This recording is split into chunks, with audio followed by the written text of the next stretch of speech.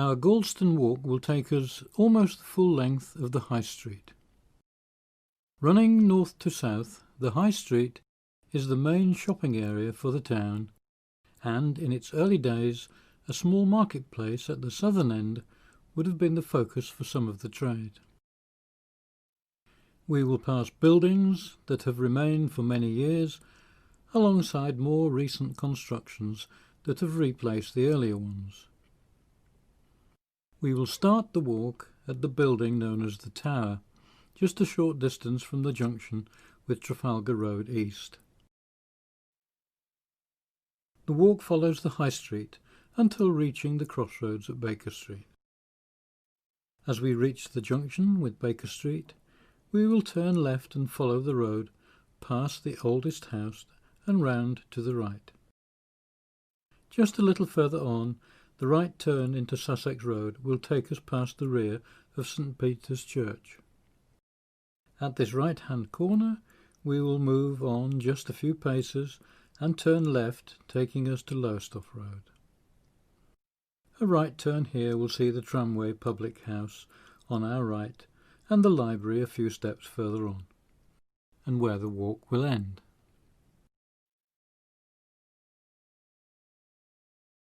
We start our walk at the north end of the High Street, outside a building known as the Tower, which was built in 1889 and for H. Harvey George, the company manager of the Hewitt Short Blue fleet of fishing smacks. From the top of the building he could view the fleet returning to harbour so that he could arrange for their resupply as they spent 6 to 8 weeks at a time out to sea. Keeping to the eastern side of the High Street, a little further along walking southwards, we find a public house. The Short Blue is named after the fleet of fishing smacks, which in turn was named as such because of the short blue flags flown from their masts. The premises were built in 1673, but were originally a fisherman's cottage.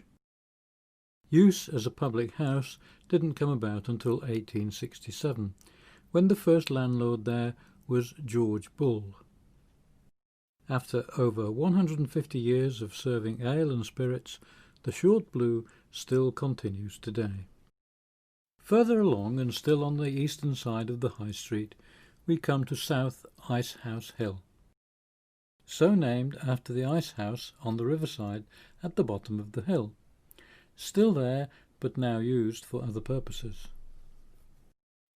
To the immediate right of the hill there stands another unusual building, with a tower that resembles a lighthouse.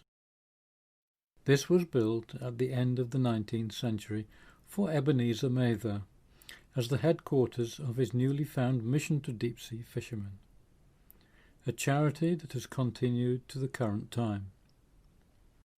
The stone plaque that commemorates the Jubilee of Queen Victoria has a portion of the text chiselled out.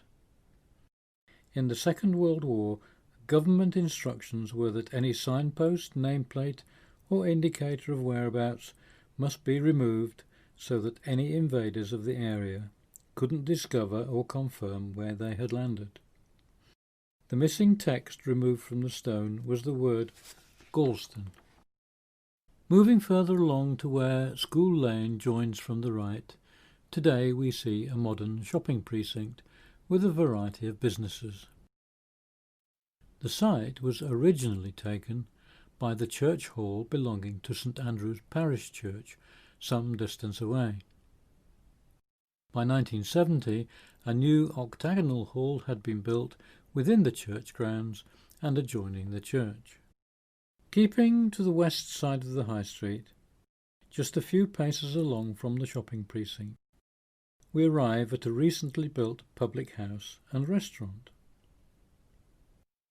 Built on the site of an old chapel and latterly shops and a garage, the William Adams is named after a Gorleston swimming instructor who became something of a hero.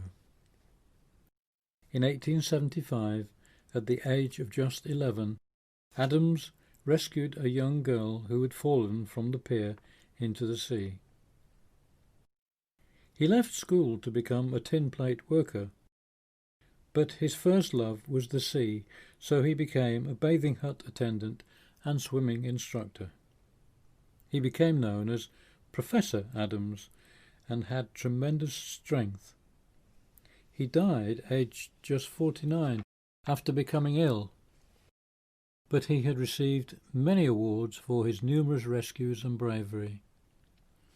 Over his relatively short life, he's credited with saving over 140 lives. Still on the west side of the High Street, and a few more paces on, we arrive at Duke Road.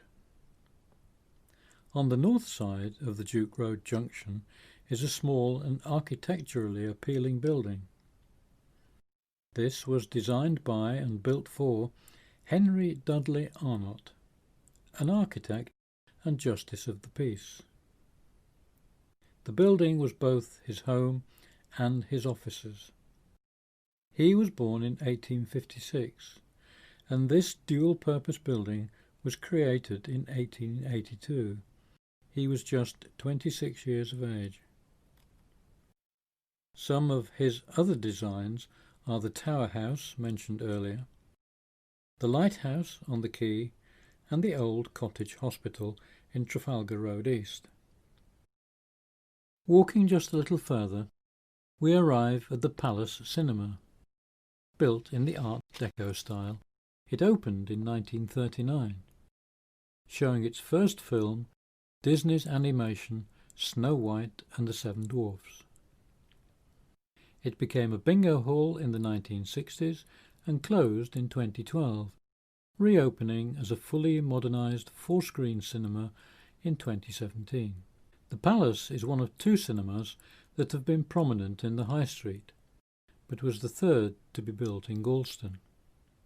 At the north end of Beach Road stood the first cinema, opening as Filmland in 1913. In 1940 it was destroyed by bombs, and today there remains no visible evidence of its existence. Further along, at the places now occupied by Boots and Iceland shops, stood Gorleston's second cinema, the Coliseum. The cinema opened just 1 month after Filmland in August 1913. With various alterations and updated facilities, the cinema survived until the 1960s. But after declining audiences, it was demolished in 1969, leaving the prime site ready for redevelopment. Crossing the road to a triangular area in front of the Feathers public house, we find ourselves at the old weekly market site. An annual fair was also held here for the 3 days following Whitsunday, but ceased in the early 1900s. The Feathers had its first landlord in 1830. A few steps towards Baker Street and a left turn will bring us to number 33 Baker Street, Gorleston's oldest surviving secular building. A Tudor building of the early 16th century, it is Grade 2 listed and was saved from demolition in the 1980s. It was the first project of the newly formed Great Yarmouth Preservation Trust. Bought for just over £20,000, with a further £172,000 restoration cost, it has been transformed into the beautiful building we see today. It was constructed in the form of a hall, but after restoration it has now become a home and business premises. We now move towards the right sweeping bend, where Baker Street becomes Pier Plain, and then, after a short distance, turn right into Sussex Road. A little further on the right-hand bend brings us to the rear of St. Peter's Church. Although being at the back of the church, our virtual walk allows us to take a view of the front with simple ease. The church is of a comparatively modern design and was opened in 1939. It was designed by artist and sculptor Eric Gill. and was his only complete work of architecture.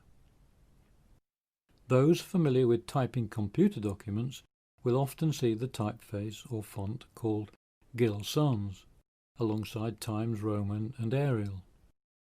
Gill Sans is another piece of Eric Gill's broad spectrum of design work, and roughly at the time of his death in 1940, wartime posters were starting to appear using his very clear typeface.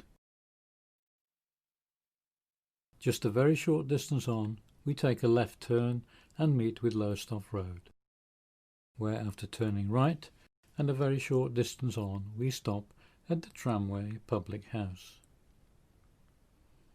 In 1875, the tramway company, whose terminus was just a short distance away, built the Tramway Hotel here with attractive gardens and putting on regular concerts for holidaymakers.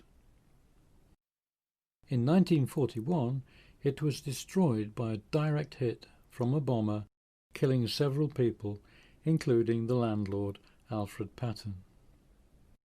The current building was built in its place in 1957.